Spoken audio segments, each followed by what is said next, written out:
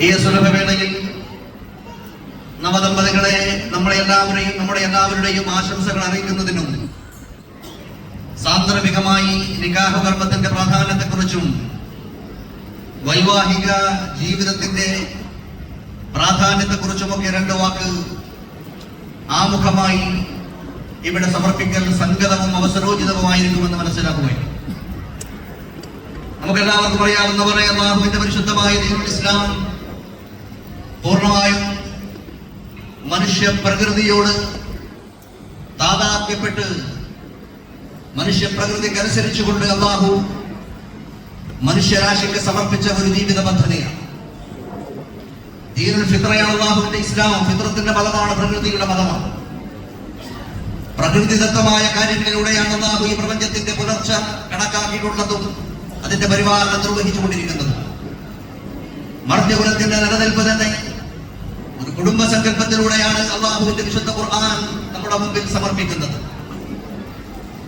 വിശുദ്ധ ഖുർആനിലെ സൂക്തം അത് വ്യക്തമാക്കുന്നു. യാ അയ്യുഹന്നാസു തഖൂ റബ്ബക്കും അല്ലദീ ഖലഖകും മിൻ നഫ്സിൻ വാഹിദ വഖലഖ മിൻഹാ സൗജഹാ വബഥ മിൻഹുമാ റിജാലൻ കസീറൻ വനിസാഅ വത്തഖുല്ലാഹ അല്ലദീ തസാഅലൂന ബിഹി വൽഅർഹാം ഇന്നല്ലാഹ കാന അലൈക്കും റഖീബ. ഈ വിശുദ്ധ സൂക്തത്തിലൂടെ അല്ലാഹു സമർപ്പിക്കുന്നത്, അല്ലാഹു മുന്നോട്ട് വെക്കുന്നത് മനുഷ്യ വംശത്തിന്റെ മർത്യകുലത്തിന്റെ നിലനിൽപ്പിന്റെ ആധാരം തന്നെ ഒരു പുരുഷനിൽ നിന്നും ഒരു സ്ത്രീയിൽ നിന്നുമാണ് എന്ന വസ്തുത. നിങ്ങളെല്ലാവരെയും ഒരൊറ്റ നഫ്സിൽ നിന്ന് അല്ലാഹു പടച്ചു, ആ നാഥൻ നിങ്ങൾ സൂക്ഷിക്കുക എന്ന് പറഞ്ഞു തുടങ്ങുന്നു ഈ സൂക്തം. ആ ആദ്യ നഫ്സിന് വേണ്ടി, ആദ്യ ശരീരത്തിന് വേണ്ടി, ആദ്യ മനുഷ്യ സൃഷ്ടിക്കു വേണ്ടി അവരുടെ ശരീരത്തിൽ നിന്ന് തന്നെ അവർക്ക് വേണ്ട ഇണയെ അല്ലാഹു പടച്ചു എന്നാണ് സൂക്തത്തിന്റെ ബാക്കി ഭാഗം പരാമർശിക്കുന്നത്. എന്നിട്ട് അവരിൽ നിന്ന് ഇരുവരിൽ നിന്നുമായി ഒട്ടനേകം ആണുങ്ങളെയും പെണ്ണുങ്ങളെയും പടച്ച്, ഇങ്ങനെ സ്ത്രീകളെയും പുരുഷന്മാരെയും പടച്ച് അവർ ഈ രണ്ട് വിഭാഗങ്ങളും തമ്മിലുള്ള ആ ചർച്ചയിലൂടെ മനുഷ്യകുലം മർത്യവംശം ഇവിടെ നിലനിൽക്കുന്നു എന്ന കുടുംബസങ്കല്പമാണ് വിശുദ്ധ ഖുർആൻ സമർപ്പിക്കുന്നത്. വിവാഹം ചെയ്യുന്നതിന്, വൈവാഹിക ജീവിതം നയിക്കുന്നതിന് ഏറ്റവും മുന്തിയ പരിഗണനയും പ്രാധാന്യവും പരിശുദ്ധ ഖുർആൻ, പരിശുദ്ധ ഹദീസ്, ഇസ്ലാമിന്റെ പ്രമാണങ്ങൾ മുന്നോട്ട് വെക്കുന്നു.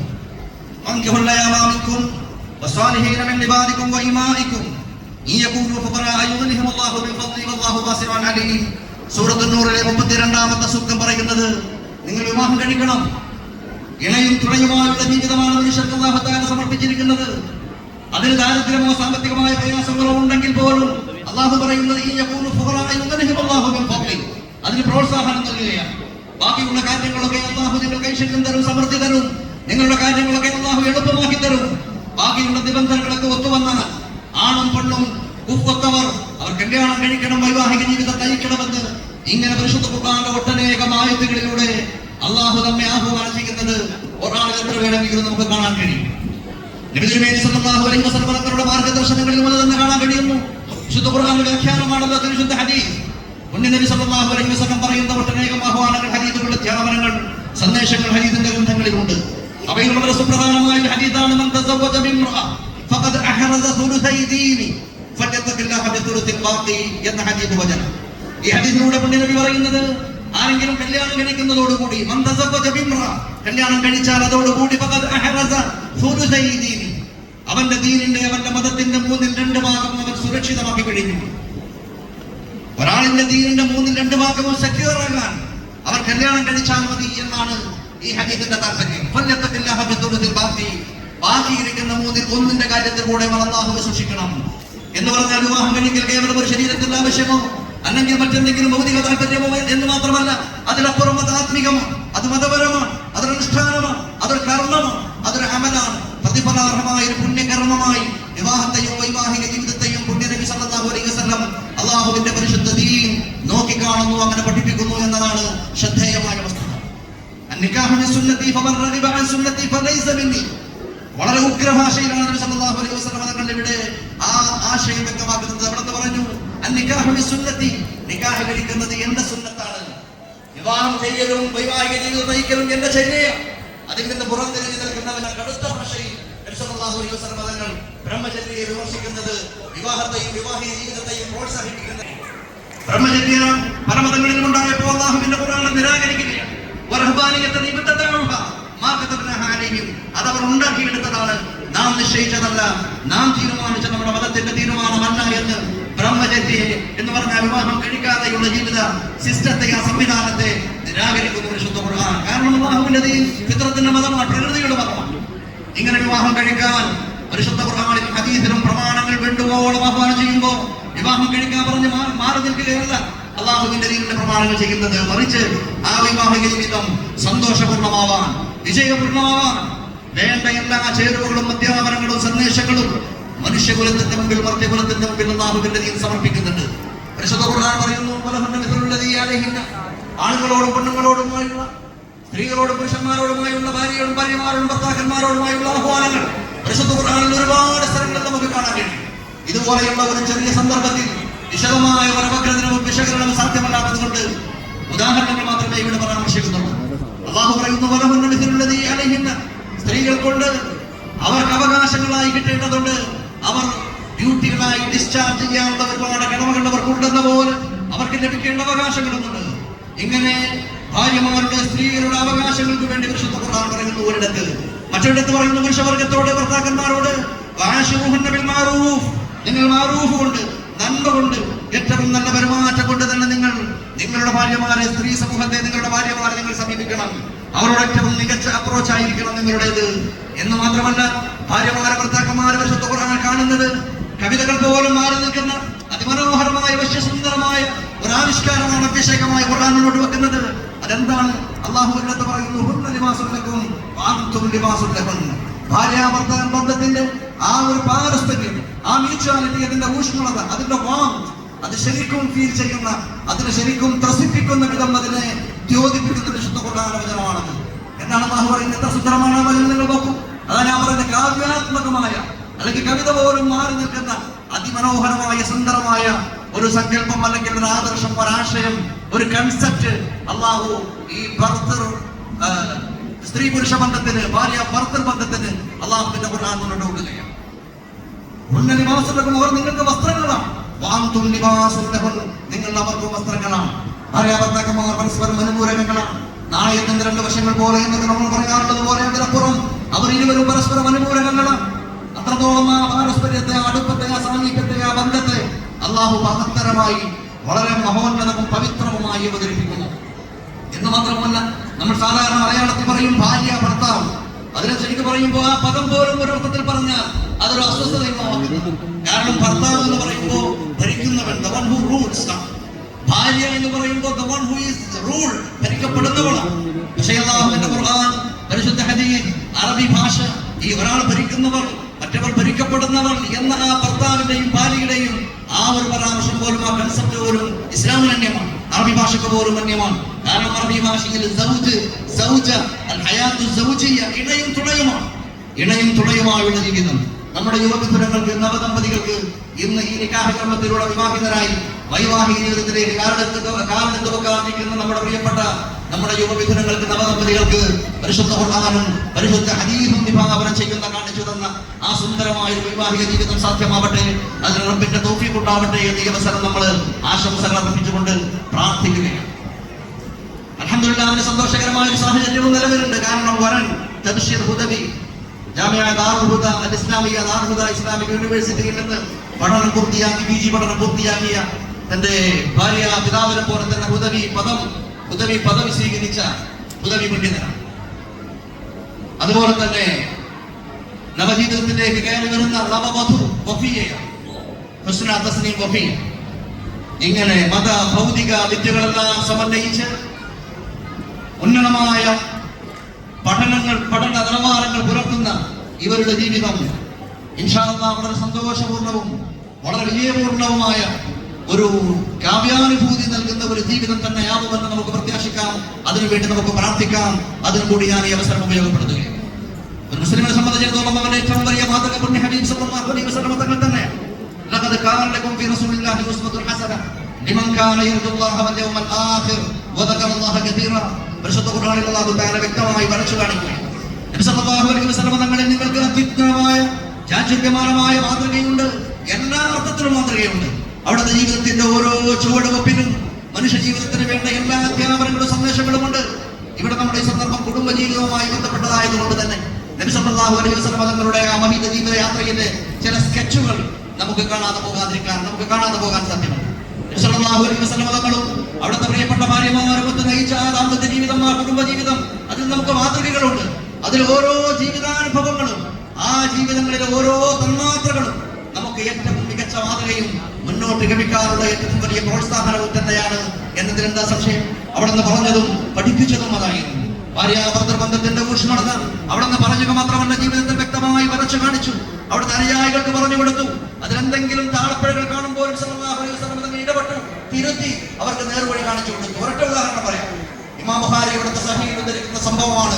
മഹാനായ ഉസ്മാൻ റളിയല്ലാഹു തആല അൻഹു ദിവസങ്ങളോളം അവിടുത്തെ പള്ളിയിൽ തന്നെ കാണുന്നു. സല്ലല്ലാഹു അലൈഹി വസല്ലം ഉസ്മാൻ പ്രമുഖ സഹാബിയാണ്, ദിവസങ്ങളോളം പള്ളിയിൽ തന്നെ ചെലവഴിക്കുക. അത് കണ്ടപ്പോൾ ഒരിക്കലും സല്ലല്ലാഹു അലൈഹി വസല്ലം തങ്ങളുടെ അടുക്കൽ വിളിച്ചുകൊണ്ട് ഉസ്മാൻ തങ്ങളോട് പറഞ്ഞു, ഉസ്മാൻ റളിയല്ലാഹുവിനോട് പറഞ്ഞു, ഉസ്മാൻ, നിങ്ങളെ ഞാൻ ശ്രദ്ധിക്കുന്നു, ദിവസങ്ങളായി നിങ്ങൾ പള്ളിയിൽ തന്നെയാണല്ലോ ചെലവഴിക്കുന്നത്, ഇത് ശരിയല്ല. നിങ്ങൾ നിങ്ങളുടെ വീട്ടിൽ പോകണം. നിങ്ങൾ വീട്ടിലും പോകണം. സദാ പള്ളിയിൽ മാത്രം ചെലവഴിച്ചതുകൊണ്ട് നിങ്ങളുടെ ഭാര്യയോട്, നിങ്ങളുടെ കുടുംബത്തോടുള്ള കടമ നിർവഹിക്കാൻ നിങ്ങൾക്ക് സാധ്യമാവില്ല. അതുകൊണ്ട് അവരുടെ ആ ഹക്ക് നിങ്ങൾ കൊടുത്തു വിട്ടണം, ചെയ്തു വിട്ടണം. അതിന് നിങ്ങൾ വീട്ടിൽ പോകണം. പള്ളിയിൽ തന്നെ ചെലവഴിക്കുന്ന, ദിവസങ്ങളോളം പള്ളിയിൽ ചെലവഴിക്കുന്ന തങ്ങൾ ചൂണ്ടുവിരൽ കാണിച്ചു കൊടുത്തത് വീട്ടിലേക്ക് പോകാനാണ്, എന്റെ കുടുംബത്തിനുള്ള ആ ലൈഫ് മൊമെന്റ്സ് ചെലവഴിക്കാനാണ്, കുടുംബത്തോടൊപ്പമുള്ള സന്ദർഭങ്ങൾ, സമയം ചെലവഴിക്കാനാണ്, അവർക്ക് അവകാശങ്ങൾ കൊടുക്കാനാണ്. ഇങ്ങനെ എത്ര വേണമെങ്കിലും നമുക്ക് കാണാൻ കഴിയും. ഭാര്യാഭർത്തൃ കടമകളെ കുറിച്ച് പറയുമ്പോൾ മറ്റൊരു സംഭവം നമുക്ക് ഓർമ്മിക്കാനുള്ളത്, സല്ലല്ലാഹു അലൈഹി വസല്ലം തങ്ങളും സഹാബിമാരും ഒരിടത്തിലൂടെ നടന്നു പോകുമ്പോൾ ഒരൊട്ടകം വന്നുകൊണ്ട് സാഷ്ടാംഗം പ്രണമിക്കുന്നത് ഹദീസ് ഗ്രന്ഥങ്ങളിലുണ്ട്. ഒട്ടകം സാഷ്ടാംഗം പ്രണമിക്കുന്നു, സുജൂദ് ചെയ്യുന്നു. അത് കണ്ട സഹാബത്തിൽ ചിലർക്ക് ഒരാഗ്രഹം, തങ്ങൾക്കും ഇതുപോലെ സമ്മതം കിട്ടിയാൽ നബി സല്ലല്ലാഹു അലൈഹി വസല്ലം തങ്ങളുടെ മുമ്പിൽ ഒന്ന് സാഷ്ടാംഗം പ്രണമിച്ചാലോ കൊള്ളാമല്ലോ. ആഗ്രഹം അവർക്ക് നബി തങ്ങളോടുള്ള വിധേയത്വവും ആ സ്നേഹവും ബഹുമാനവും കാണിക്കാനുള്ള ഒരു അവസരമാണല്ലോ സാഷ്ടാംഗം. സമ്മതം ചോദിച്ചപ്പോൾ സല്ലല്ലാഹു അലൈഹി വസല്ലം തങ്ങൾ പറഞ്ഞു, ഇല്ല, അല്ലാഹു അല്ലാത്ത ഒരു ശക്തിക്ക് മുമ്പിലും ഒരു സൃഷ്ടിക്കും സുജൂദ് ചെയ്യാൻ അനുവാദമില്ല. ഏതെങ്കിലും ഒരു സൃഷ്ടിക്ക് മുമ്പിൽ സുജൂദ് ചെയ്യാൻ മറ്റൊരു സൃഷ്ടിക്ക് അനുവാദം നൽകപ്പെടുമായിരുന്നുവെങ്കിൽ തന്റെ പ്രിയപ്പെട്ട ഭർത്താവിന്റെ മുമ്പിൽ സാഷ്ടാംഗം പ്രണമിക്കാൻ ഭാര്യ കൽപ്പിക്കപ്പെടുമായിരുന്നു എന്ന് പറഞ്ഞാൽ അതിലൂടെ ഭാര്യാഭർത്തൃ ബന്ധത്തിന്റെ ഏഴെടുപ്പം, അതൊരു വിധേയത്വമോ അടിമത്തമോ അല്ല, ആ ബന്ധത്തിന്റെ ഊഷ്മളതയാണ് ഇവിടെ കാണിക്കുന്നത്. മറ്റൊരു സല്ലല്ലാഹു അലൈഹി വസല്ലം തങ്ങളുടെ സന്നിധിയിലേക്ക് ഒരു സഹാബി വനിത കടന്നു വന്നുകൊണ്ട് ചോദിക്കുന്നുണ്ട്, അല്ലാഹുവിന്റെ റസൂലേ, ഞങ്ങൾ സ്ത്രീകൾക്ക് ഞങ്ങൾക്ക് മുൻപ് പുണ്യ സമരങ്ങൾ ചെയ്യാൻ, യുദ്ധങ്ങൾ ചെയ്യാനുള്ള ആഗ്രഹം. സല്ലല്ലാഹു അലൈഹി വസല്ലം തങ്ങൾ പറഞ്ഞു, ഇല്ല, നിങ്ങൾ പുണ്യ സമരങ്ങൾ ചെയ്യാൻ വേണ്ടി യുദ്ധക്കളങ്ങളിലേക്കല്ല പോകേണ്ടത്, നിങ്ങളുടെ വീടുകളിലാണ്. നിങ്ങളുടെ വീടുകളിൽ നിങ്ങളുടെ ഭർത്താവിനെ നോക്കി, നിങ്ങളുടെ മക്കളെ പരിപാലിച്ച്, പ്രായമേറെയുള്ള മാതാപിതാക്കളുണ്ടെങ്കിൽ അവരെയും പരിപാലിച്ച്, നിങ്ങളുടെ വീടുകളിൽ സമയം ചെലവഴിക്കലും അവർക്ക് വേണ്ട അവകാശങ്ങളും സഹായങ്ങളും സഹകരണങ്ങളും ചെയ്തു കൊടുക്കലുമാണ് നിങ്ങൾക്ക് ജിഹാദിനേക്കാൾ പുണ്യകർമ്മം. ഇത് എല്ലാവരോടും പറഞ്ഞു കൊടുക്കുക. നിങ്ങൾ ആരൊക്കെ കണ്ടുമുട്ടുന്നോ അവരോടൊക്കെ പറഞ്ഞോളൂ എന്ന് പറഞ്ഞുകൊണ്ട് അവസാനമോടൊന്ന് പറഞ്ഞു,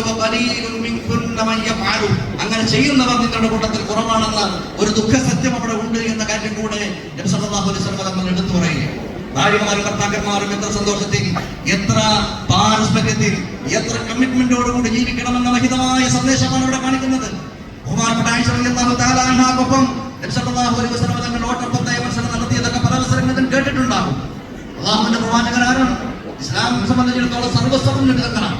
ഇസ്ലാമിന്റെ ജുഡീഷ്യറിയും ലെജിസ്ലേഷനും എക്സിക്യൂട്ടീവും എല്ലാ ഉത്തരവാദിത്തങ്ങളും നിർവഹിക്കുന്ന രാജാവും റഷീമായ ഇസ്ലാമിക് യൂണിയന്റെ പ്രസിഡന്റും സ്പിരിച്വൽ ലീഡറും എല്ലാമായി നബി സല്ലല്ലാഹു അലൈഹി വസല്ലം ശാരിയായൊപ്പം ഒരു യാത്രയിൽ പോകുമ്പോൾ സഹാബികളോട് പറഞ്ഞു, നിങ്ങളൊക്കെ മുന്നിൽ നടക്കും, ഞാനും എന്റെ ആയിഷയും ഒരെണ്ണം പിറകിൽ വരാം. കൂടെയുള്ള സഹാബികളെ മുന്നിൽ നടക്കാൻ വിട്ടിട്ട് നബി സല്ലല്ലാഹു അലൈഹി വസല്ലം തങ്ങളും ആയിഷ റളിയല്ലാഹു അൻഹയും ചെറിയൊരു ഓട്ടപ്പന്തയ മത്സരം നടത്തി. 2 ഘട്ടമാണ് നടക്കുന്നത്. വിശദീകരിക്കുകയാണ് ചുരുക്കുന്നതിന്. ഒന്നാം ഘട്ട മത്സരത്തിൽ നബി സല്ലല്ലാഹു അലൈഹി വസല്ലം തങ്ങൾ പിറകിലായി പോയി.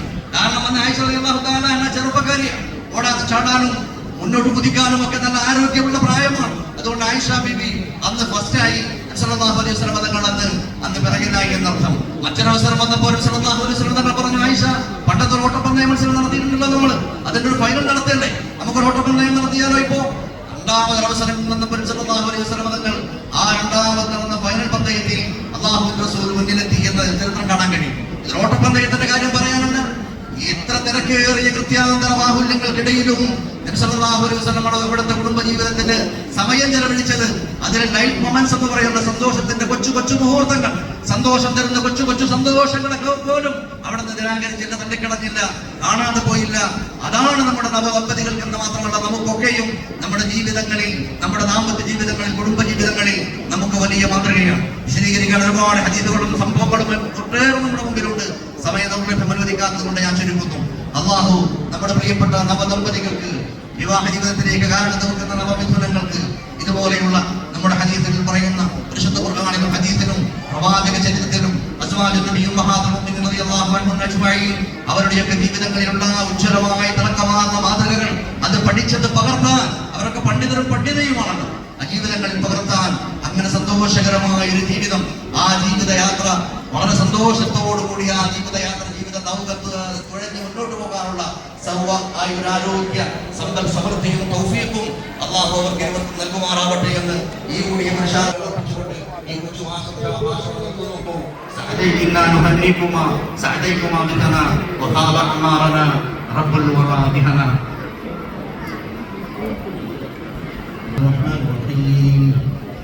الحمد لله نحمده ونستعينه ونؤمن به ونتوكل عليه ونعوذ بالله من شرور أنفسنا ومن سيئات أعمالنا ونشهد أن لا إله إلا الله وحده لا شريك له القائل في كتابه الحميد وأنكحوا الأيام منكم والصالحين من عبادكم وإمائكم إن يكونوا فقراء يغنهم الله من فضله والله واسع عليم ونشهد أن سيدنا وحبيبنا محمدا صلى الله عليه وسلم القائل النكاح من سنتي فمن رغب عن سنتي فليس مني وصلى الله تعالى وسلم على سيدنا محمد خير الخلق أجمعين إمام النبيين وسيد المرسلين وقائد الغر الميامين وعلى آله وصحبه وأتباعه وأعوانه أجمعين أما بعد الله تعالى يقول في كتابه يا أيها الناس اتقوا ربكم الذي خلقكم من نفس واحدة وخلق منها زوجها وبث منهما رجالا كثيرا ونساء واتقوا الله الذي تساءلون به والأرحام إن الله كان عليكم رقيبا أيها الناس أوصيكم عباد الله وإياي بوصية التقوى فاتقوا الله عباد الله واعلموا يا إخواني وأخواتي أن الأمور كلها بيد الله يقضي فيها ما يشاء ويحكم ما يريد ولا يجتمع اثنان ولا يفترقان إلا بقضاء وقدر قد سبق في الأزل ألا وإن مما قضى الله وقدر في الأزل أن خطب أخونا الفاضل تبشير الهدوي ابنة أخينا الكريم شاكر حسين الهدوي وهي المدعوة حسن تسنيم على صداق ومهر معلوم ومحدد بينهما ولله الأمر من قبل ومن بعد فالله نسأل أن يبارك لهما في حياتهما الزوجية ومسيرتهما العائلية بركة تامة ويؤلف بين قلوبهما كما ألف بين قلب النبي صلى الله عليه وسلم أسوتنا المباركة النيرة وأزواجه الطاهرات أمهات المؤمنين جمع الله بينهما في خير وصحة ولطف وعافية أقول قولي هذا وأستغفر الله العظيم لي ولكم وأستعفيه عني وعنكم إنه هو الغفور الرحيم وصلى الله تعالى وسلم وبارك على حبيبه سيدنا محمد وآله وصحبه أجمعين.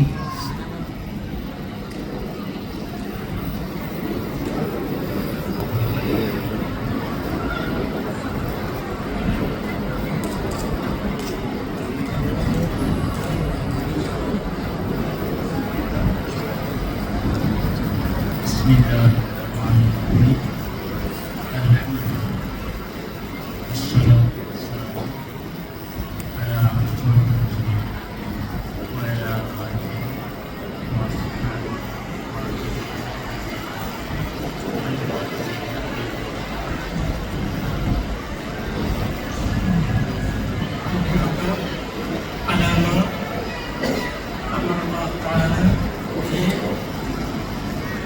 بالإنسان بالمعروف والتصديق بالإحسان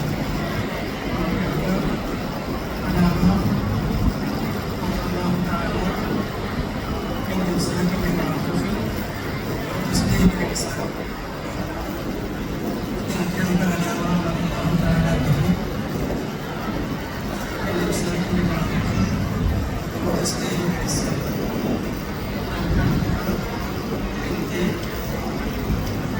تسليم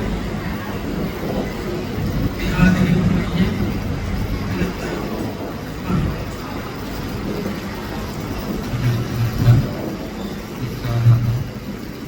تزويجها بهذا المقدر والغير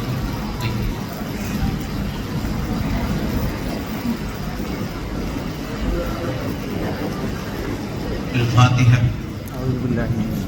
أعوذ بالله من الشيطان الرجيم. بسم الله الرحمن الرحيم.